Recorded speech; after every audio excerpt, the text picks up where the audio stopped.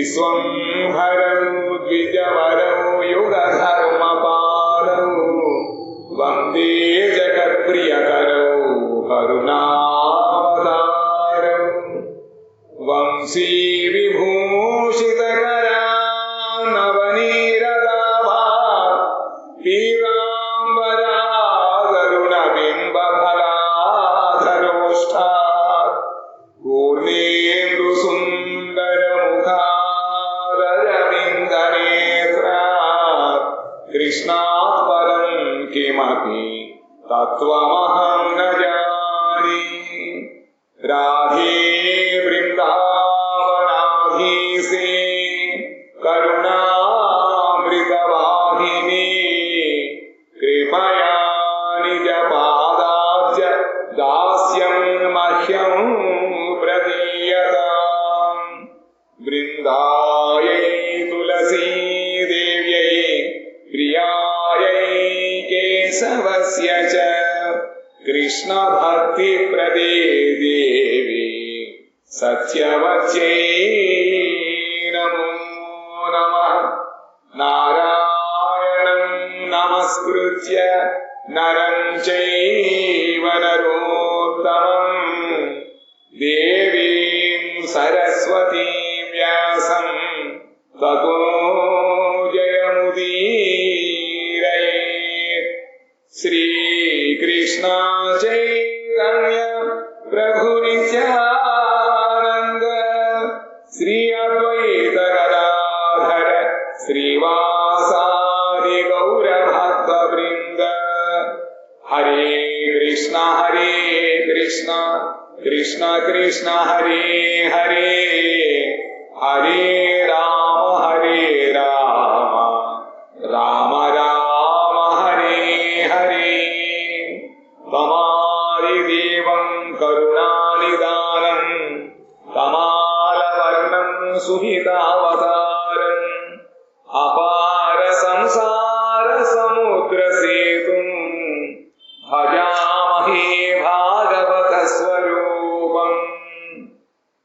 శ్రీమద్భాగవతం ప్రథమ స్కందములో 15వ అధ్యాయంలో అర్జునుడు భగవంతుడు వాళ్ళకి చేసినటువంటి ఉపకారాన్ని, దయని, చూపినటువంటి వాత్సల్య బంధు ప్రేమని తలుసుకొని అటువంటి భగవంతుడు ఈనాడు నాకు దూరం అయిపోయాడు అని చెప్పి బాధపడుతూ తన యొక్క ఆ భగవంతుడు ఎందునేటువంటి విరహాన్ని చెబుతున్నారు.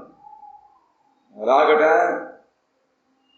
పూర్వకాలములో హిరణ్యకశిపుడి యొక్క ఆజ్ఞ చేత రాక్షసులందరూ కూడా ప్రహ్లాదుడి మీద రకరకాల అస్త్రాలు ప్రయోగం చేశారు, ఇబ్బందులు పెట్టారు. కానీ భగవంతుడు యొక్క పరిపూర్ణ శరణాగత భక్తుడైన కారణముగా ప్రహ్లాదులు ఏమి కూడా సృష్టించలేకపోయాయి. ఆ విధముగానే ఈరోజు ఆ భగవంతుడు మన కూడా ఉన్న కారణముగా కురుక్షేత్రంలో మహామహా యోధులందరూ కూడా రకరకాల అస్త్రాలు ప్రయోగించారు. కానీ అవేవి కూడా నన్ను స్పృశింపకుండా భగవంతుడు కాపాడాడు. అటువంటి భగవంతుడు ఇప్పుడు నా కంటి ముందు నుంచి దూరం అయిపోయాడని చెప్పి విలపిస్తున్నాడు. ఎవరు? సౌత్యే వృత కుమతి నాత్మద ఈశ్వరో మే యత్పాద పద్మమభవాయ భజంతి భవ్యాః మాం శ్రాంతవాః మరయో రథినో భువిష్ఠం న ప్రాహరన్ యదనుభావ నిరస్త చిత్తాః. శ్రేష్ఠులకు పురుషులు ఆ శ్రీకృష్ణుని పాదకమలమును ఆశ్రయించుతున్నారు. ఎవరైతే శ్రేష్ఠులు, శ్రేష్టం అంటే ఏమిట? జన్మ ద్వారానా, పాండిత్యం ద్వారానా? వీటి ద్వారా కాదు. ఎవరైతే శ్రేష్టమైన భగవద్భక్తిని ఆశ్రయించి భగవంతుడిని శరణ పొందారో అటువంటి పురుషులు ఆ శ్రీకృష్ణ పాదమును ఆశ్రయిస్తున్నారు. జయద్రథ వధ సమయమున నా గుర్రములు అలసట చెంది ఉన్నవి. నీటికై భూమిని భేదించు నన్ను శ్రీకృష్ణుని ప్రభావముచే శత్రువులు అన్య మనస్కులై కొట్టజాలకపోయిరి. జయద్రథుడు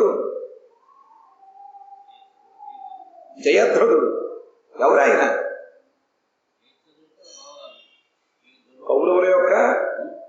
కౌరవుల ఆడవలసి దుస్సల యొక్క భర్త అన్నమాట. ఆయన ఆజ్ఞ విడడం ఒకరోజు తాను అంటే సూర్యాస్తమయంలో సానుతాను చెప్పి అర్జునుడు శపథం చేశాడు. తెలుసుకుని ఎక్కడ దాక్కున్నాడు. బాగా యుద్ధ పరిశ్రమ అయిపోయింది. ఆ కృష్ణుడి యొక్క ఆ రథ గుర్రములు అలసట చెందాయి. ఆ సమయములో అర్జునుడు భూమిని భేదించి వాటికి యొక్క దాహం తీర్చడం కోసం ఆయన కిందకి దిగి నీళ్లు తెస్తున్నాడు. ఆ సమయంలో వాళ్ళందరూ భగవంతుడు ఎక్కించేది కదా, అన్య మనసుకులై ఉన్నారు, లేకపోతే కొట్టేసి కదా. ఆ విధముగా తాను అన్యమైన ఇతరమైన కర్మలో ఉన్నప్పుడు భగవంతుడు ఇది గమనించిన వాడే నా యందు శత్రువులు ఎటువంటి బాణప్రహారం చేయకుండా ఉండడం కోసం అని చెప్పి వాళ్ళ యొక్క మనస్సుని అన్యమనసు చేశాడనమాట. దుష్టబుద్ధి గలవాడనకు నేను ఆత్మప్రభుడకు ఆ కృష్ణుని సారథగా భరించి తిని.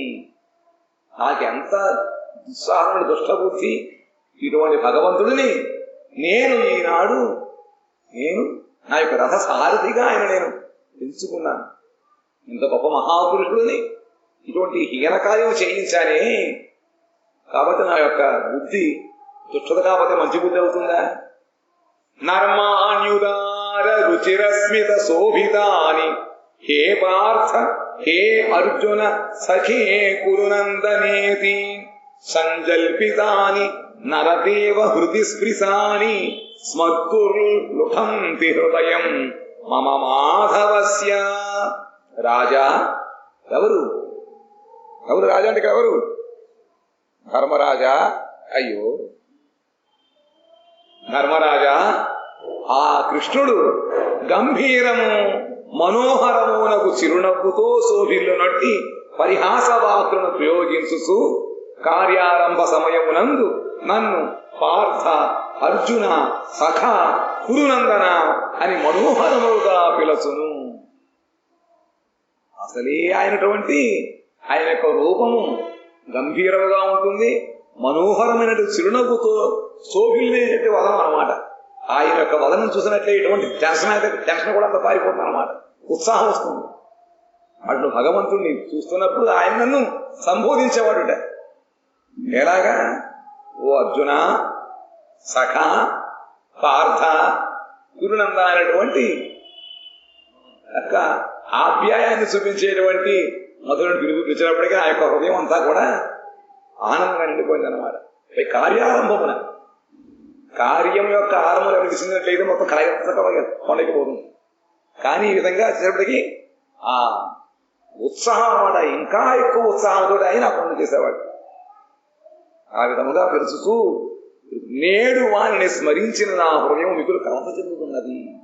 అతను తలుచుకుంటుంటే నా యొక్క హృదయం ఇప్పుడు విధేయమైపోతుంది. శయ్యాసనాటన వికథన భోజనాది స్వైక్యాద్వయస్య ఋతవానితి విప్రలబ్ధః సఖ్యు సఖేవ పితృవత్తనయస్య సర్వం సేహే మహాన్ మహిదయా కుమతేరఘమ్మే. పరుండుట, కూర్చుండుట, తిరుగుట, తమ గుణములను పొగుడుకొనుట, భుజించుట మున్నగు పనులయందు కలసిండుట వలన అప్పుడప్పుడు నేను ఆయనను వ్యంగ్యముగా మిత్రమా నీకు గొప్ప సత్యవాదివి అని ఎత్తుపొడుగు మాటలు పలికినను మహాపురుషుడగు ఆ శ్రీకృష్ణుడు తన మహిమచే మిత్రుని దోషమును, మిత్రుడు కుమారుని అపరాధమును తండ్రి సహించినట్లు నా అపరాధములను అన్నింటినీ సహించను. ఇంత సమీపించిన కారణముగా ఒక్కొక్కసారి అతను నేను పరిహాసముగా తెచ్చావు. ఎలాగట? గొప్ప సత్యవాదివి, మిత్రమని నిలబెట్టుకునేవాడివి, నువ్వు గొప్ప మిత్రుడివి అని చెప్పి అంటూ ఉండేవాడు. కానీ ఆయన మహాపురుషుడు కారణముగా మిత్రుడు చేసే దోషములని మిత్రుడు దాన్ని గణింపకుండా ఉన్నట్టుగాను, పుత్రుడు చేసినటువంటి అపరాధాన్ని తండ్రి లెక్కింపకుండా ఉన్నట్టుగాను, నా యొక్క అపరాధాన్ని ఎన్ని కూడా ఆయన పరిగణనకు తీసుకోలేదు, లెక్కలోకి తీసుకోలేదు అనమాట. కాబట్టి అవన్నీ కూడా సహించాడు ఆయన. సోహం నృపేంద్ర రహిత పురుషోత్తమేన సఖ్యా ప్రియేణ సుహృదా హృదయేన శూన్య అధ్వన్యురుక్రమ పరిగ్రహమంగరక్షన్ గోపైరసద్భిరవలేవ వినిర్జితోస్మి. మహారాజా, ప్రియమిత్రుడు, పరమ బంధువు, పురుషోత్తముడు అగు ఆ శ్రీకృష్ణుడిచే విడువబడి తిని. ఆయన ఎంత గొప్పవాడు కదా! నాకు ప్రియమిత్రుడు, పరమ బాంధవుడు, పురుషోత్తముడు, అటువంటి కృష్ణుడి చేత నేను ఈరోజు విడవబడ్డాను అంటే నాకు దుర్భాగ్యం కాకపోతే ఇంకేమిటి? అందువలన హేతో విహీనుడై తిని. ఎన్నో శ్లోకాలలో ధర్మరాజు గారు ఆయన యొక్క బుద్ధిని అనుసరించి ఎందుకు ఈ అర్జునుడు తేజోవిహీనుడయ్యాడు అని చెప్పి ఆలోచన వంతు పట్టలేదు. ఇప్పుడు అన్నగారు నా ప్రశ్న సమాధానముగా, నాకు ఈ కారణముగా నేను తేజోవిహీనుడైపోయాను.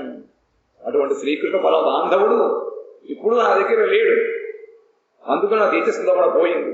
త్రోవలో మహాపరాక్రమవంతులకు ఆ శ్రీకృష్ణుడి తీరను రక్షించు నన్ను నీచులకు కొందరు గోపులు స్త్రీవలే ఓడించి తిరిగి. అయినా ఆ భగవంతుడు వెళ్ళిపోయిన తర్వాత ప్రతివేగంలో ఉన్నటువంటి ఆ కృష్ణ యొక్క స్త్రీలను రక్షించుకోవడం కోసం నేను తీసుకొస్తున్నాను. అక్కడ ఒంటరిగా ఉంటే అంతగా ధ్వంసం అయిపోయింది కాబట్టి మా రాజ్యంలో వచ్చే కొన్ని రోజులు మీరు ఉండండి, ద్రౌపది బాగా చూసుకుని మిమ్మల్ని అని చెప్పి తీసుకొస్తుంటే మార్గ మధ్యంలో కొందరు శూద్రులు, నీసులు అనమాట, అటువంటి వాళ్ళని నేను ఓడిపోబడ్డాను. నన్ను ఓడించేవాళ్ళు ఆ తీరును కొనుక్కోయారు, నన్ను ఓడించారు వాళ్ళు. ఇంతకన్నా నాకు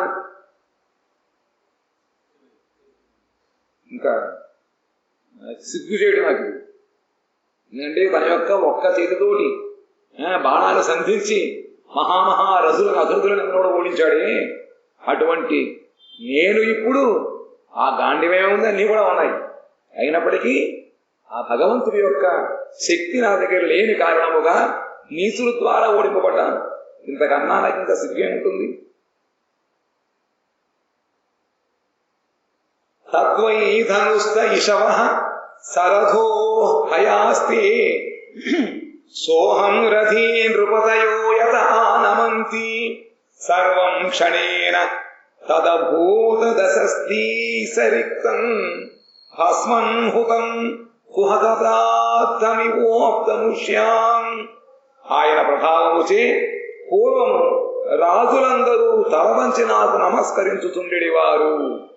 ఆ కృష్ణుడు ఉన్నంతకాలము నా యొక్క ప్రభావాన్ని లోకం గుర్తించినదై మహారాజులందరూ కూడా నాకు శిరస్సు వంచి నమస్కరిస్తూ ఉండేవారు.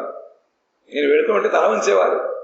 అదే ధనుస్సు, అవే బాణములు, అదే రథము, అవే అశ్వములు సమస్తము ఉన్నవి. రధికుడునకు నేను కూడా అంటుని, కాని భస్మమునందు హోమము చేయబడిన ద్రవ్యము వలె, మాయావి ఇచ్చిన వస్తువు వలె, ఊషర క్షేత్రమునందు నాటబడిన బీజము వలె శ్రీకృష్ణుడు లేని ఆ క్షణములో సర్వము వ్యర్థమైనవి. ఇన్ని ఉన్నప్పటికీ కూడా నెయ్యి చాలా మంచిది, భూమలాడుతోంది, కరగబెట్టారు. కానీ అది అగ్నిలో పోయకుండా పక్కన భస్మం బూడిదలో పోస్తారు. ఏమవుతుందిగా? ఏ పని ఉంది. ఆ విధముగానే మాయావి ఇచ్చిన వస్తువులు, ఇంద్రదానం చేసేవాడు చక్కగా మీకు పెట్టు వచ్చి మాల తీసిస్తాడు. ఎంతసేపు ఉంటుంది అది? వెంటనే మాయమైపోతుంది, క్షణికం అన్నమాట. ఇంకా ఊషర క్షేత్రం ఉంది నాటబడిన బీజం. మరుభూమిలో కనుక బీజాలు విత్తనాలు వేస్తే మొలకెత్తుతాయా? ఆ విధముగా నాలో ఇంత ప్రతాపం ఉన్నా కూడా భగవంతుడు లేని కారణం నిశ్చేతమైపోయాయి, తేజో విహీనమైపోయాయి, వ్యర్థమైపోయాయి అన్నమాట. రాజం స్వయాన్ నృపృష్టానాం సుహృదాం న సుహృత్పురే విప్రశాప విమూఢానాం నిఘ్నతాం ముష్టిభిర్మిథ వారుణీం మదిరాం పీత్వా మధోన్మథిత చేతసాం అజానతామివాన్యోన్యం చతుర్పంచావశేషితా. ఇప్పుడు అసలు కారణం చెప్తున్నాడు. ఓ ధర్మరాజా, రాజా, ద్వారకా పట్టణములో నీవడిగిన మన బంధువులు బ్రాహ్మణ శాప మోహితులై వారుణీయను సొరను త్రాగి మదము చేత పిచ్చి ఎక్కిన మనస్సు గలవారై పరస్పరము ఎరుగని వారి వలె కొట్టుకుని మడిసిరి. వయోగా కదా ద్వారకలో మన బంధువులందరూ కూడా క్షేమంగా ఉన్నారని అడిగా కదా, సమాధానం చెప్తున్నాను. ఏమిటిగా వాళ్ళందరూ కూడా బ్రాహ్మణ శాపము ద్వారా శపింపబడిన వారై తర్వాత ఇంకా వారినటువంటి ఆ మదిర సుర దాన్ని తాగిన కారణముగా ఒకళ్ళలో ఒకళ్ళు గుర్తించుకునే స్థితిలో ఉండి వాళ్ళల్లో వాళ్ళే కొట్టుకొని అందరూ కూడా చనిపోయారు. వారిలో 4-5 మాత్రం మిగిలిది. అందులో మాత్రం 4-5 ఉన్నారంతే, గౌరుడే. ప్రాయేణైతద్భగవత ఈశ్వరస్య విచేష్టితం మిథో నిఘ్నంతి భూతాని భావయంతి చ యన్మిథః. తరచుగా ఆ జీవులు పరస్పరము చంపుకొనుట లేదా అన్యోన్యము పరిపాలించుకొనుట అన్నది భగవానుడగు శ్రీకృష్ణుని కార్యము అయి ఉన్నది. జీవులు పరస్పరము ఒకరినొకరిని ద్వేషించుకోవడము లేదా ప్రేమించుకోవడం అనేటువంటిది అంతా కూడా భగవంతుడి యొక్క ఇష్ట ప్రకారము జరుగుతూ ఉండేది కదా. ఇది భగవంతుడి కార్యం మాత్రమే. జల ఉపసాం జలేయద్వన్ మహాంతో దంత్య అదంత్యనీయసః దుర్బలాన్ బలినో రాజన్ మహాంతో బలినో మిథః ఏవం బలిష్ఠైర్యదుభిర్ మహద్భిర్ ఇతరాన్ విభుః యదూన్ యదుభిరన్యోనం భూభారాన్ సంజహారః. మహారాజా, మత్స్యము మున్నగు జలచరములలో పెద్దవైనవి తమ కంటే చిన్నవైన వారిని తినును. నీళ్ళలో ఉండేటువంటి జంతువులలో చేపలలోనే చిన్న చిన్న చేపలని పెద్ద పెద్ద చేపలు మింగేస్తూ ఉంటాయి. ఇంకా తమ కంటే చిన్నవైన వారిని తినును. బలవంతులు బలహీనను ఓడింతురు. అంతే కదా. ఎవరికైతే బలం అవన్నీ ఉన్నాయో వాళ్ళు జీవనం ఓడి చేస్తూ ఉంటారు. సమానము కలిగిన పెద్ద జీవులు ఒకదానినొకటి పరస్పరము పరాభించుకొనుతూ సమాన బలం ఉన్నట్లయితే ఒకళ్ళు పరాభవం చేసుకుంటూ ఉంటారు. అట్లే సర్వవ్యాప్యకు భగవానుడు కూడా బలిష్ఠులు గొప్పవారు నగు యాదవులచే దుర్బలురగు యాదవులను చంపించి సమాన బలము గల యాదవులను పరస్పరము చంపుకున్నట్లుగా చేసి భూభారమును తగ్గించెను. ఆ విధముగానే ఓ ధర్మనందన, ధర్మరాజా, శ్రీకృష్ణుడి యొక్క ఇచ్చ ప్రకారము ఈ యదువంశంలో వాళ్ళు కూడా ఎవరైతే బలవంతులో వాళ్ళు బలహీనుడిని చంపేశారు. ఇంకా సమాన బలం ఉన్న వాళ్ళు వాళ్ళని ఒకళ్ళు కొట్టుకొని చనిపోయింది. భగవంతుడి యొక్క ఇష్ట ప్రకారం జరిగింది. ఎందుకుట?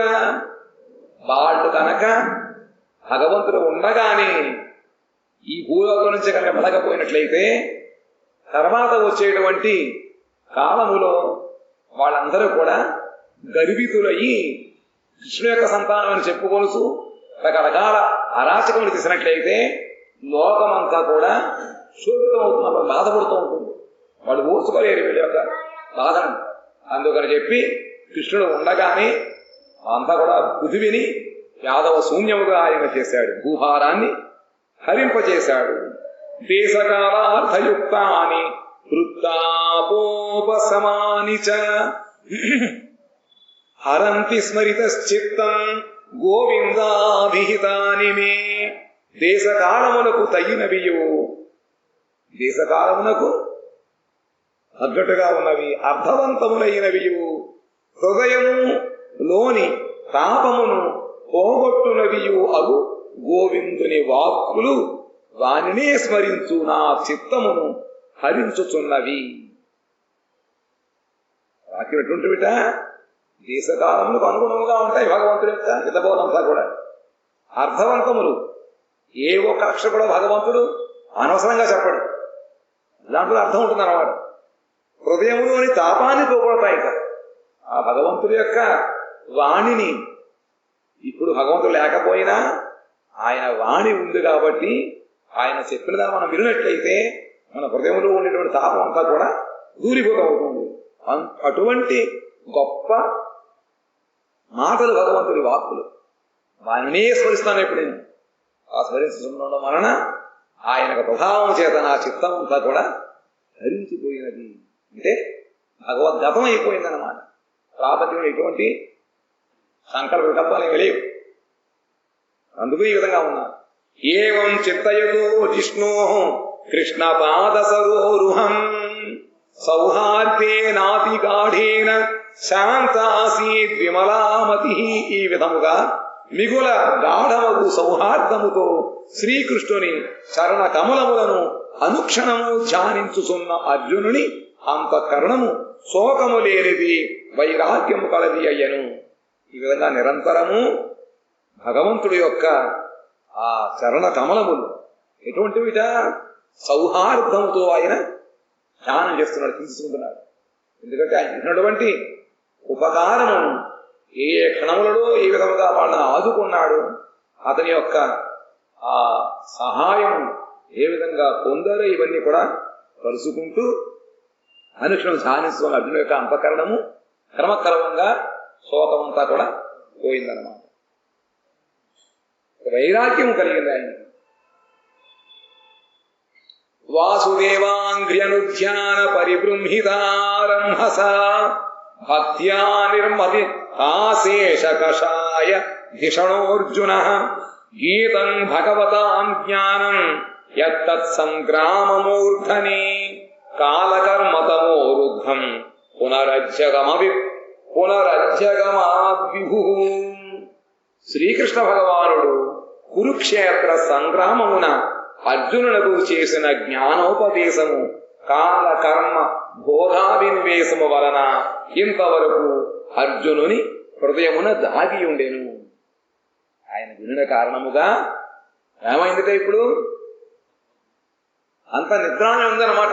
జ్ఞానం సంగ్రామంలో చెప్పినటువంటి ఆ జ్ఞానోపదేశము కాలకర్మ భోగ అభినివేశము వలన, కాలాన్ని అనుసరించి కర్మను అనుసరించి చేస్తున్న భోగము కారణముగా ఇంతవరకు కూడా అది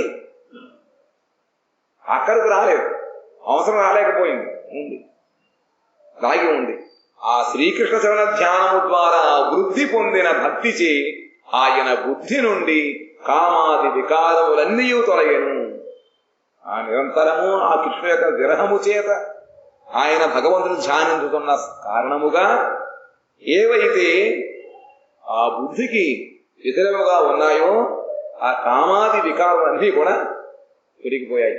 వాని హృదయమున ఆ గీతా జ్ఞానం మరలా ఆవిర్భవించినది. ఒక్కసారిగా మళ్ళీ ఆ అర్జున హృదయములో భగవంతుడు ఏ జ్ఞానాన్ని ఉపదేశించాడో ఆ గీతా జ్ఞానం మరలా ఆయనకి ఒక్కసారిగా హృదయములో స్ఫురించిందన్నమాట, జ్ఞాపకం వచ్చింది. విశోకో బ్రహ్మ సంపత్యా సంచిన్న ద్వైత సంశయ లీన ప్రకృతి నైర్గుణ్యాదలింగత్వాద సంభవ. ఈ విధముగు బ్రహ్మజ్ఞానము ద్వారా వాని గుణములకు కారణమైన అవిద్య తొలగినది. విద్య కదా మనకి ముందు బంధం, విద్య అనేటువంటి బంధనం అన్నమాట. దాని వలన మిగతానే వచ్చాయి. దాని వలన గుణములకు కార్యభూతముకు సూక్ష్మ శరీర విషయక జ్ఞానము కూడా తొలగెను. లోపల ఉన్నటువంటి సూక్ష్మ శరీరం యొక్క ఏదైతే ఉందో అది మనస్సు, బుద్ధి, చిత్తం, అహంకారం ఇవన్నీ కూడా దాని జ్ఞానంతో కూడా తొలగిపోయింది. చివరకు స్థూల శరీర అభిమానము కూడా వారికి లేదు. నేను అర్జునుడిని, పాండవ మధ్యముడిని, ఏదో మగవాడిని, యోధుడినటువంటి జ్ఞానం అంతా కూడా పోయిందన్నమాట. శరీర అభిమానం అంతా కూడా పోయింది. ఆ శరీరము ద్వారా వచ్చేటువంటి అహంకారము కానీ అభిమానం అంతా కూడా పోయింది. దాని వలన ఆయన ద్వైత భ్రమలేని వాడయ్యను. ద్వితీయ వస్తువు ఎందు అతని యొక్క మనసు ఇంక లేదన్నమాట. భయం ద్వితీయాభినివేశిత స్యాత్. మానవుడు భయం ఎందుకు వస్తుందట? భగవత్ విషయముల కన్నా ఇతర విషయములందు అనగా మన మనస్సు ఉన్నట్లయితే ఉండినప్పుడు మనకి భయం వస్తూ ఉంటుంది. అదే కానీ భగవత్ సంబంధం కలిగి ఉన్నట్లయితే అభయం, అశోకం. శోకమునకు హేతువైన ద్వైత భ్రమను తెలుసుకుని అర్జునుడు శోక విరహితుడయ్యను. ప్రపంచమంతా కూడా భగవంతుడి యొక్క సేవోపకరణములే. అది తెలుసుకున్న తర్వాత ఆయా విషయములో మనకి వ్యామోహం ఉండదు, పొందాలని కోరిక ఉండదు, పొందకపోతే దుఃఖం ఉండదు. కాబట్టి అర్జునుడి ద్వైత భ్రమం అంతా కూడా పోయి, ఇక్కడ ద్వైత భ్రమం అంటే భగవత్ సంబంధ కానిటువంటింతా కూడా ద్వైత భ్రమం. అది పోతే ఇంకా అంతా కూడా భగవత్ సంబంధమే కదా. ఈశావాసిమిదం సర్వం నిశమ్య భగవన్ మార్గం సంస్థాం యదుకులస్య చ స్వపథాయ మతిం చక్రే నిభృతాత్మా యుధిష్ఠిరః. నిశ్చల బుద్ధి గల యుధిష్ఠిరుడు అప్పుడు శ్రీకృష్ణ భగవానుని గమనమును యదుకుల వినాశ వార్తను విని శ్రీకృష్ణ ధామమునకు వెడలటకే నిశ్చయించుకొనెను. ఆయన వెళ్ళిపోతే ఇంకా మనం చేసేది ఏముందనుకుని ఆ ధర్మరాజు గారు తన హృదయంలో ఒక మనసులో ఒక సంకల్పాన్ని తీసుకున్నట్ట. ఏమిటి? ఆ కృష్ణుడు ఎక్కడికి వెళ్ళిపోయాడో ఆ కృష్ణధామానికి నేను కూడా వెళ్తానని చెప్పి లోపల నిశ్చయించుకున్నాడు. వృథాప్యుపసృత్య ధనంజయోదితం నాసం యదూనాం భగవద్గతిం చ తాం ఏకాంత భక్త్యా భగవత్యథోక్షజే నివేశితాత్మో పరరామ సంస్కృతే. కుంతీదేవి కూడా ధనంజయుని వలన యదువంశ నాశమును అతి దుర్జ్ఞేయమగు భగవానుని గతిని విని ఏకాంత భక్తితో ఇంద్రియ జ్ఞానాతీతుడగు శ్రీకృష్ణ భగవానుని పాద పద్మములయందు మనస్సు నుంచి ఇహలోకమును పరిత్యజించెను. అందరూ మహాభాగ్యం అండి. ఏదో కట్టుకుంటే వాళ్ళ వస్త్రానికి తీసుకెళ్ళ పాడేటట్టుగా చక్కగా సునాయాసముగా ఈ దేహాన్ని ఛేదించేవాళ్ళు భగవంతుడు పొందరు. మామూలు అలాంటి వాళ్ళ కర్మబంధన శరీరం అయితే వెనక్కి ముందుకి లాగుడు పీకుడు ఉంటుంది. అదేమీ లేదు కదా. భగవద్వాసుడు వాళ్ళు చక్కగా సునాయాసంగా వెళ్ళిపోతారు. ఆ విధంగా కుంతీదేవి ఈ మత్స్యభూమిని వదిలిపెట్టి వెళ్ళిపోయింది, ఈ లోకాన్ని పరిశీలించింది. యయా హరద్భువో భారం తాం తనుం విజహావచః కంటకం కంటకేనేవ ద్వయం చాపి సితు సమం. ఈ విధంగా అయితే కాలులో దిగిన ముళ్ళుని ఇంకొక ముళ్ళు సహాయంతో దాన్ని బయటికి తీసి తర్వాత 2 ముళ్ళుని బయట పారేస్తాం. అటు పెట్టుకుంటామా? పారేస్తాం. ఆ విధంగానే జన్మరహితుడైనప్పటికీ శ్రీకృష్ణుడు దేని చేత అంటే యాదవాది రూపమైన శరీరము చేత భూభారము అను ముళ్ళుతో ముళ్ళును వలె తొలగించెను. అట్టి యాదవ రూపముకు శరీరమును ఉపసంహరించెను. ఈ భౌమలీలని ఆయన వదిలిపెట్టాడు అన్నమాట. నిత్య ధామములు ఇళ్ళ కోసం వెళ్ళిపోయాడు. భగవానుని 2 శరీరములు కూడా అంటే యాదవ శరీరము భూభార శరీరము సమానమైనవి. ఈ 2 కూడా తన యొక్క ఈ కార్యము కోసము ఆయన పొందిన ఉపాధి. కానీ భగవంతుడి యొక్క నిత్య దివ్యమంగళ కిశోర విభుజ మురళీధర శ్యామ సుందరం నిత్యమే కదా. అది అలాగే చతుర్భుజ రూపం కూడా నిత్యమే వైకుంఠంలో. ఆ రూపానికి చూసి మన కంటికి కనబడదు ఆ రూపం. అందుకని ఈ మానవ మాతృ నేత్రములకు దర్శనము కలిగించే విధముగా ఆయన ఈ అప్రాకృతమైనటువంటి శరీరము కూడా ప్రాకృతము వలె మానవ మధ్యములో ఆయన ఉండి లీల చేశాడు. అది కాస్త ఆయన మళ్ళీ ఎలా సంభవం అంటూ ఉంటారు. పది ఇంద్రదాడు చూపించటలే మామూలు ఇంద్రజాలం చూసిన వాడి నువ్వు మాయ చేస్తుంటే ఆయన సమస్త లోకముని కూడా మోహించడం ఆయన చేయడు. ఏమైనా ఇవేనా కష్టమా? ఎలాగట? యథా మత్స్యాది రూపాణి భక్తి జహ్యాద్యథానట భూభారక్షపితో ఏన జహౌతచ్చ కళేవరం.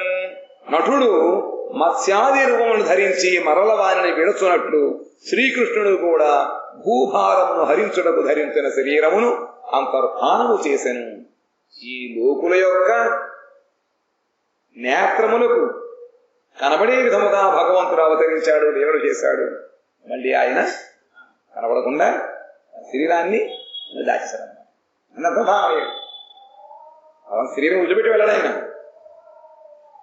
భగవంతుడి యొక్క ఈ వైకుంఠ గమన సమయములో ఒక విలుకాడు ఒకడు భగవంతుడి యొక్క పాదపద్మను చూసి అది హరిణం అనుకుని కొట్టినప్పుడు అది భగవంతుడి పాదదర్శనంలో వచ్చి ఆయన బాధపడుతుంటాడు. అప్పుడు భగవంతుడు బ్రహ్మాదేవత స్థుతి చేస్తుంటే ఆయన శరీరముతోటే వెళ్ళిపోతున్నాడు, వెళ్ళిపోయాడు.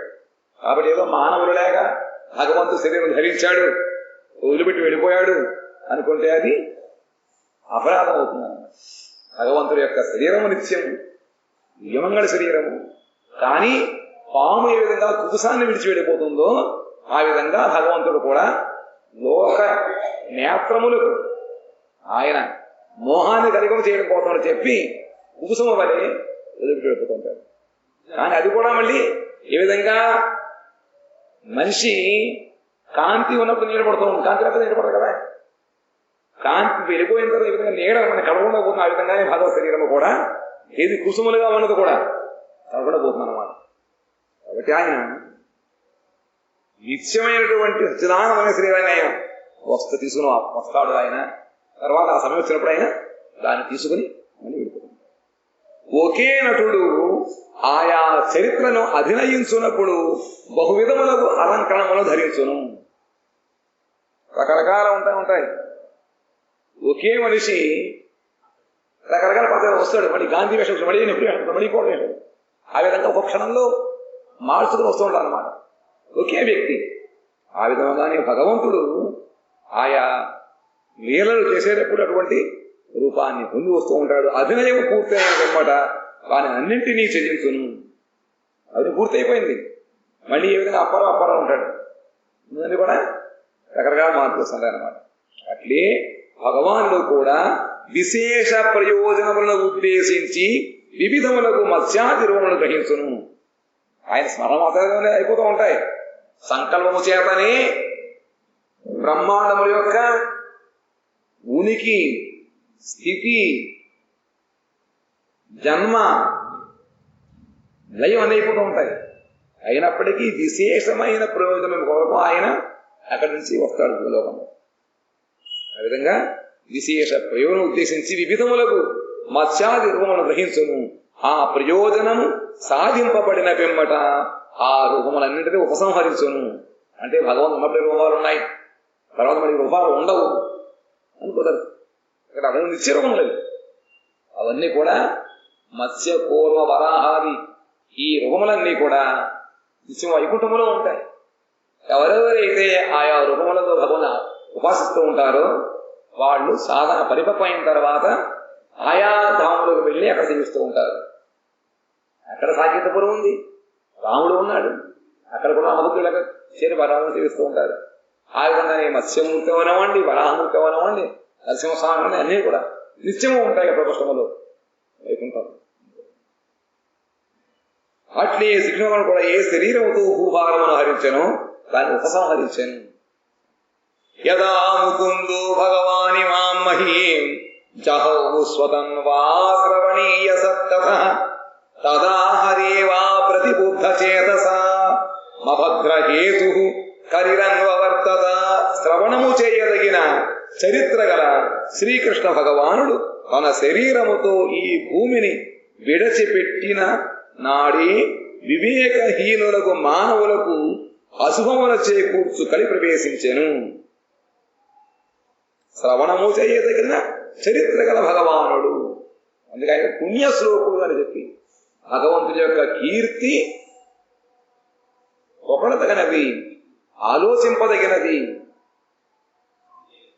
శ్రవణము చేయదగినది అన్నమాట. అటువంటి శక్తిగల భగవంతుడు తన శరీరముతో ఈ భూమిని విడిచిపెట్టిన నాడి ఏ ముహూర్తంలో అయితే ఆయన వదిలిపెట్టాడో వెంటనే మన కలిరాశి అన్నమాట. మానవులు అశుభాలను చేసి చేకూర్చేటువంటి కలిపురుషుడు ప్రవేశించాడు.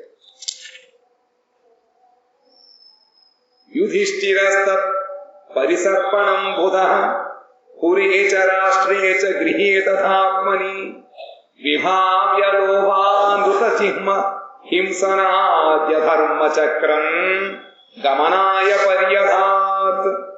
విఘ్నులకు యుధిష్ఠిరుడు లోభము, మిథ్య, కుటిలత, హింస మున్నగు వానితో కూడిన అధర్మ చక్రము విస్తరించుట చూచి తన నగరములోను, రాజ్యములోను, గృహములోను, దేహములోను కలి సంచరించుతున్నట్లు తెలుసుకొని మహాప్రస్థానము చేయుటకు తగిన వస్త్రము ధరించెను. రాజమాత కుంతిదేవి ఇంతకుముందే సంకల్పం తీసుకుని భగవంతుడు ధామానికి వెళ్ళిపోయింది. ఇప్పుడు ఏ ముహూర్తంలో ధామానికి వెళ్ళిపోయాడో వెంటనే కలి తన యొక్క రాజ్యాన్ని విస్తరించడం మొదలుపెట్టింది. ఎలాగట? ఆ ధర్మరాజు గారు చూస్తున్నాడు ఎదురకుండా. లోభము, మిథ్య, కుటిలత్వము, హింస ఇవన్నీ కూడా కలియుగ ప్రభావం అన్నమాట. అధర్మము విస్తరిస్తుంది. ఇది చూసిన వెంటనే నగరములో వచ్చింది, రాజ్యములో ఉంది, ఇళ్లలో వచ్చేస్తుంది, ఇంకా దేహములో కూడా కలిగి ఉంది, దేహంలో కూడా కలిగి ఉంది. అందుకని అకాల నిద్రలు, కోపం వచ్చేయడం, అబద్ధాలు చెబుతూ ఉండడం, రోగాలు రావడం ఇవన్నీ ఉంటాయి దేహంలో ప్రయోజన కారణంగా. కాబట్టి సర్వత్రా ఈ కలి తన యొక్క రాజ్యాన్ని విస్తరింపజేసుకోవడం చూసి ధర్మరాజు గారు ఇంకా మహాప్రస్థానం చేయడం కోసం అని చెప్పి ఆయన తగిన వస్త్రాలను ధరించారు. ఇంతలో రాజరాంశములు అక్కడి పట్టు వస్త్రములు రకరకాల ఆభరణాలన్నీ ఉండేవి. ఇప్పుడు ఆయన మామూలు వస్త్రములు కట్టుకొని బయలుదేరు మహాప్రస్థానం.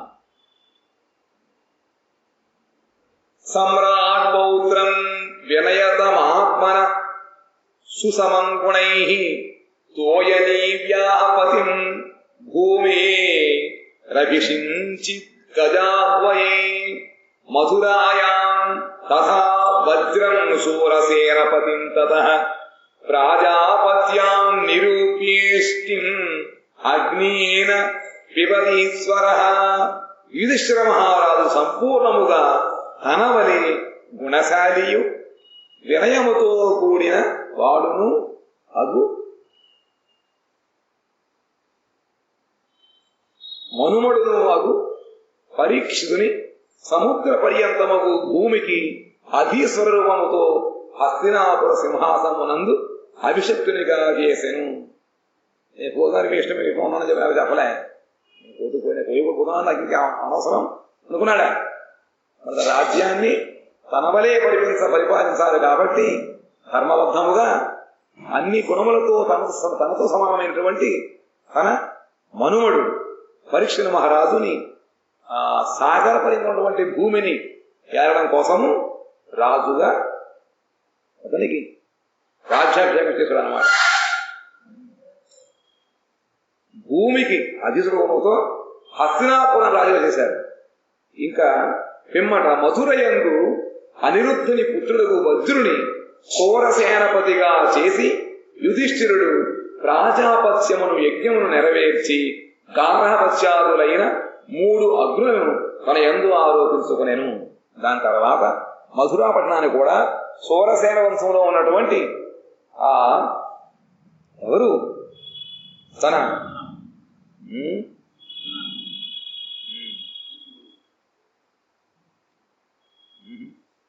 అనిరుద్ధుని పుత్రులైనటువంటి వజ్రనాథుని సోరసేనపతిగా రాజ్యాభిషేకం చేసిన తర్వాత ఆయన ద్వారా ప్రాజాపత్యం అనేటువంటి యజ్ఞాన్ని నిర్వర్తింపజేసిన తర్వాత గార్హాపదను అగ్నుడు మూడుతున్నా అనమాట. ఆ మూడును కూడా తన యందు ఆరోపించుకొని, అంటే దేహము దహింపజేయడం కోసము ఆ యోగాగ్ని ద్వారా తన దేహాన్ని విసృజ్య తత్ర తత్సర్వం దుకూలవలయాదికం నిర్మమో నిరహంకార సంచిన్నాశేషబంధన. అప్పుడు ఆయన పట్టు వస్త్రములను కంకణములు ఉన్నగు ఆభరణములను పరిత్యజించి అహంకార మమకారములు లేనివాడయ్యను. చివరకు ఆయన యొక్క సర్వ విధములకు బంధనములు తెగిపోయాను. అది తెగిపోవాలి. మనకు ఉన్నాయి కారణంగానే మనం మళ్ళీ మళ్ళీ పుడుతూ ఉంటాం, మళ్ళీ కర్మలు పుడుతూ ఉంటాం. బంధనం పోవాలన్నమాట. వాచం జుహావ మనసి తత్ప్రాణ ఇతరేచతం మృత్యావసానం సోత్సర్గం తం పంచత్వే యజో హవీత్. పిమ్మట ఆయన వాక్కు మున్నగు ఇంద్రియములను మనస్సునందు, మనస్సును ప్రాణమునందు, ప్రాణమును అపానమునందు, మలమూత్రములను విడుచుటయను అను పనితో కూడా అపానమును దానికి అధిదేవతా స్వరూపులకు మృత్యువునందు, మృత్యువును పంచభూతములకు ఏకైక స్వరూపకు దేహమునందు లీనము చేసెను. అది ఒక యోగ ప్రస్తుతం పద్ధతి అన్నమాట. దాని ప్రకారం ఒకదాన్ని ఏదైతే పాత్రలన్నీ కూడా సజ్జలు పెట్టి చేస్తారు, పెద్ద పాత్ర చిన్న పాత్ర పెట్టి అంతా కూడా మన వెళ్ళడానికి యోగ్యముగా సత్తు ఉంటాం కదా, ఆ విధంగా అంతా కూడా సర్దేసుకుని ఆయన బయలుదేరాడు. మనస్సు కళ్ళు అట్లు పాడేయకూడదు అనమాట, తీసుకెళ్ళిపోవాలంట. కానీ మనం అన్నీ ఇక్కడ ఉంటాయిగా, అది ఇంకా పెరుగుతూ ఉంటాయి. మన ఇంద్రియాలన్నీ కూడా మనం దేహాన్ని వదిలిపెట్టేటప్పుడు బయటికి ఇంకా బాగా పెరుగుతూ ఉంటాయి. కానీ మహాత్మ ఏం చేస్తారట, అవన్నీ కూడా మళ్ళీ ఒకదానిని ఒకటి వెనక్కి తీసుకుని వచ్చి ఎక్కడ అవన్నీ కూడా స్థాపన చేయాలో చేసి మూడ కట్టేసుకుని ఉంటే మళ్ళీ ఇక్కడ రావాలండి. ఇక్కడ రావడం ఉండదు, నేను మర్చిపోకూడదు. ఆ విధంగా వాడు వెళ్ళిపోయారు. ఆరోపించబడిన విస్తృత్య అయిపోయింది, బంధములు తెగిపోయాను. వాచం జుహావ మనసి తత్ప్రాణ ఇతరేచతం మృత్యావసానం సోత్సర్గం తం పంచత్వే యజోహవీత్. పిమ్మట ఆయన వాక్కు మున్నగు ఇంద్రియములను మనస్సునందు, వాక్కు ఉన్నదంటే పంచ కర్మేలు, జ్ఞానం, ఇవన్నీ కూడా మనస్సును పెట్టాలన్నమాట. మనస్సులో మనస్సును ప్రాణమునందు అయిపోయింది కదా, అయిపోయింది. ఏకైక స్వరూపమును నేను చేశాను.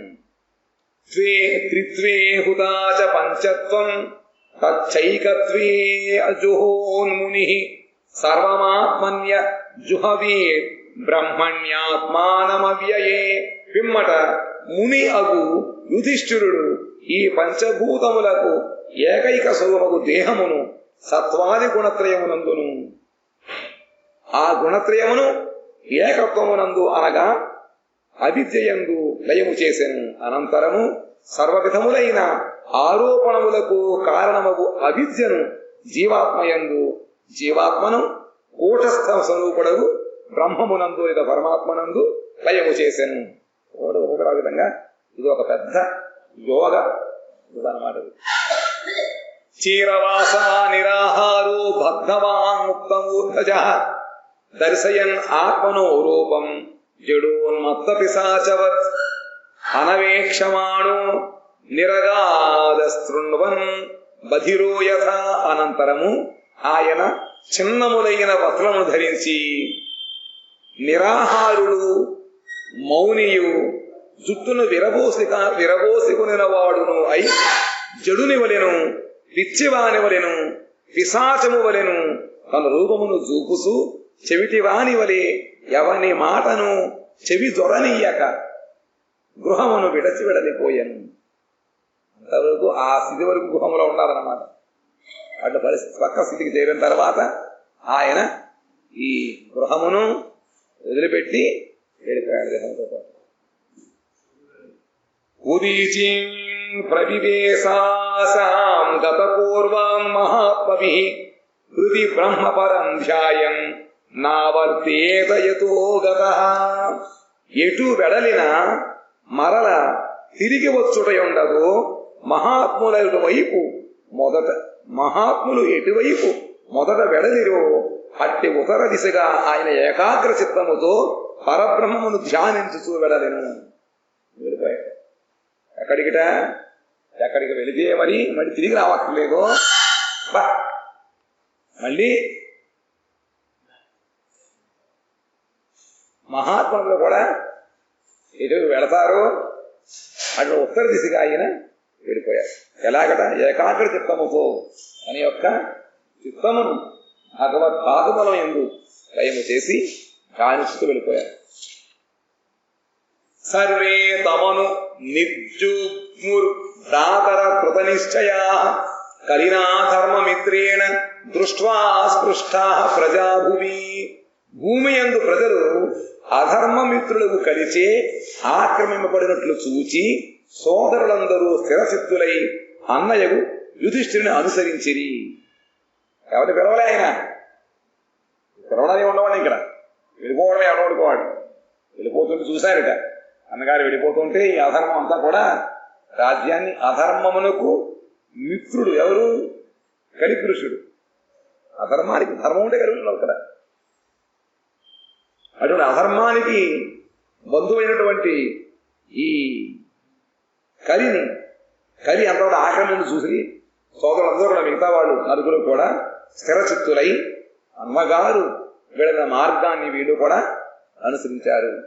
తే సాధుకృత సర్వార్థ జ్ఞాత్వా ఆత్యంతికమాత్మన మనసా ధారయామాసు వైకుంఠ శరణాంబుజం. ధర్మ అర్థ కామ మోక్షములను చక్కగా సాధించిన వారైనను పాండవులు మనస్సుతో శుద్ధ జీవనకు చరమ కళ్యాణభూతమైన శ్రీకృష్ణుని పాదపద్మములను ధ్యానింపసాగిరి. ఇంతకు ముందే వాళ్ళకి చతుర్విధ ఫల పురుషార్థ సిద్ధమైపోయింది. అయినప్పటికీ కూడా అవి శాశ్వతము కాదు, అవి ఏ జీవుడి యొక్క పరమశ్రేయస్సు కాదు. అందుకని చెప్పి జీవుడికి శ్రేయమును కలిగించేటువంటి ఆ భగవంతుడి యొక్క దివ్య శరణారవింద స్మరణము చేసుకుంటూ వాళ్ళు ధ్యానం చేయ మొదలుపెట్టారు. చక్కగా పొందారు ధర్మార్థ కామోక్షం. అయినప్పటికీ కూడా పాండవులు మనస్సుతో జీవునకు చర్మ కళ్యాణభూతమైనటువంటి ఆ శ్రీకృష్ణుని యొక్క పాదాలను ధ్యానం చేయడం మొదలుపెట్టారు. ధ్యానోద్రికయా భక్త్యా విశుద్ధ ధిషణా పరే తస్మిన్నారాయణ పద ఏకాంతమతయో గతిం అవాకురువరవాపాన్ తే అసద్భిర్విషయాత్మభిః విధూత కల్మషాస్థానం విరజేనాత్మ నైవహి విదురో విపరిత్యజ్య ప్రభాసేతిహమాత్మనః కృష్ణావేశేన తచ్చిత్తః పితృభిః స్వక్షయం యయౌ. ద్రౌపదీ తదాజ్ఞాయ పతీనాం అనపేక్షతాం వాసుదేవే భగవతి ఏకాంతమతిరాపదం. యశ్రద్ధాయైతద్భగవత్ప్రియాణాం పాండోసుతానామితి సంప్రయాణం శృణోత్స్యలం స్వస్యయనం పవిత్రం లబ్ధ్వాహరౌ భక్తిముపైతి సిద్ధిం. శ్రీకృష్ణ ధ్యానము ద్వారా ఉద్రిక్తమైన భక్తిచే నిర్మలమైన బుద్ధి కలవారు ఉత్తమముగా ఉండాలి, అధికముగా ఉండాలి భక్తి. అప్పుడే నిర్మలమవుతుంది బుద్ధి అన్నమాట. ఆ విధముగా నిర్మలమైన బుద్ధి కలవారు పరమపురుషుడకు శ్రీకృష్ణుని చరణముయందు ఆసక్తమైన చిత్తములు గలవారు అగు పాండవులు సంసార అభినివిష్టములైన చిత్తములు గల దుర్జనులు పొంద అలవి గాని పాపరహితులకు వారు పొందదగినది ఒక సద్గతిని రజస్తమస్తులు లేని ఆత్మ ద్వారా పొందిరి. కానీ పొందాలంటే ఎలా ఉండాలిట? ఎవరు పొందగలుగుతారు? పరమపురుషుడు పొందుతారు. ఎవరికైతే భగవత్ చరణానికి ఆసక్తి సిద్ధం ఉందో, ఇంకా సంసారం నందు అభినివేశులు ఉన్నవాడు ఎవరు కూడా భగవంతుడు పొందలేరు. అందరూ కూడా చక్కగా పాపడినటువంటి వాళ్ళందరూ ఎవరు? పాండవులు సద్గతిని పొందారు. రజస్తమస్తులు లేనటువంటి ఆత్మ ద్వారా, రజోగుణం లేదు, ఒక శుద్ధమైనటువంటి సాత్విక గుణం ద్వారా ఉన్నటువంటి ఆత్మ ద్వారా పొందగలిగారు. ఆత్మతత్వజ్ఞులకు విదురుడు కూడా కృష్ణ భక్తి వలన ఆయన యందే ఆసక్తమైన చిత్తము గలవాడై ప్రభాస తీర్థమున శరీరమును త్యజించి పితృదేవతలతో కలిసి తన అధికారమునకు తగిన స్థానమును తోడలను. విదురుడు కూడా ఆ భగవంతుడికి ఎడబాటుని నిరంతరం స్మరించుకుంటూ ఆ కృష్ణ భక్తి వలన భగవంతుడి యందే ఆసక్తిని చిత్తగలగాలి. భగవంతుడి యందే మన చిత్త ఆసక్తి కలిగి ఉండాలి అంటే దానికి కేవలము భక్తి ఒక్కటే కలిగిన మార్గం అన్నమాట. కాబట్టి కృష్ణ భక్తి చేతనే ఆ భగవంతుడి యందు మన చిత్తము ఆసక్తమై ఉంటుందిట. ఆ విధముగా ఆయన వెడలి ప్రభాస తీర్థములోని తన శరీరం త్యజించాట. ఎలాగట? పితృదేవులతో కలిసి మళ్ళీ ఆయన స్వస్థానం ఎక్కడ? యమలోకానికి వెళ్ళి చేరిపోయాడు. మరి తన యొక్క కార్యనిర్వహణ వాడు ప్రారంభించాడు అన్నమాట. నిరపేక్షులకు తన భర్తలు శ్రీకృష్ణ పొందినని తెలుసుకొని ద్రౌపది శ్రీకృష్ణ భగవాన్ యందు ఆసక్తమైన చిత్తము కలది ఆయననే పొందిని. ఎవరి ద్వారా ఎవరి మార్గం వాడు ఎవరు తెలుసుకోవాలి లేవడు పాపం. ఇంతకాలము దగ్గర ఉన్నా కూడా చెప్పాడు, ఎవరు చెప్పలేదు, చెప్పరు కూడా. వస్తాను చెప్తారా? వెళ్ళిపోతే తెలుసు. ద్రౌపది కూడా తెలుసుకొని ఆ కృష్ణుయందే ఆసక్తమైన చిత్తము కలదు కాబట్టి ఇంకా లబో దివో కుయ్యోమని ఆడవకుండా, వాళ్ళు ఆడిపోసుకోకుండా చక్కగా ఆ భగవంతుడు సోదరైనటువంటి ఆ శ్రీకృష్ణ యొక్క రూప గుణములను ధ్యానం చేసుకుంటూ ఆవిడ కూడా చేరిపోయిందన్నమాట. ఆయనే పొంది భగవత్ ప్రేమకు పాత్రులకు పాండువుల యొక్క పరమ పవిత్రము మంగళాస్పదము అగు ఈ మహాప్రస్థాన కథను శ్రద్ధతో శ్రవణము చేసిన వాడు శ్రీహరి యందు భక్తిని పరమగతిని పొందును. ఇది ఎవరు ఎంతవరకు అన్నారు? ఎలాగట? భగవత్ ప్రేమకు పాత్రుడు ఎవరు? పాండవులు. వాళ్ళ యొక్క పరమ పవిత్రమైనటువంటిది మంగళమును కలిగించేటువంటిది ఈ మహాప్రస్థానము. ప్రస్థానం అంటే వెళ్ళడం. మనకి ఎక్కడికి వెళ్ళి తిరిగి రావక్కర్లేదో అక్కడికి వెళ్ళడం మహాప్రస్థానం అన్నమాట. వాళ్ళు ఈ విధంగా వెళ్ళారు. ఆ కథని ఎవరు శ్రద్ధతో వింటారో అటువంటి వాళ్ళకి భగవంతుడు యందు పరమ గతి కలిగించే భక్తి కలుగుతుందన్నమాట. మనకి ఏం కావాలి? ఈ భక్తి ఎక్కడ దొరకదండి. భగవంతుడిని పొందింపజేసేది విషయాలను మరిపింపజేసేటువంటి భక్తి మనకు కావాలి.